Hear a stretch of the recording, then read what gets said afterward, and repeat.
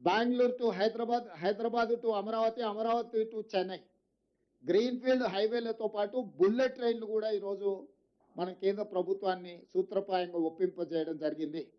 దీంతోని దూరము తగ్గుతుంది. Dedicated greenfield highway, express హైవేలు వేయడం ద్వారా, బుల్లెట్ ట్రైన్ ద్వారా రవాణా సులభతరం చేస్తున్నాం.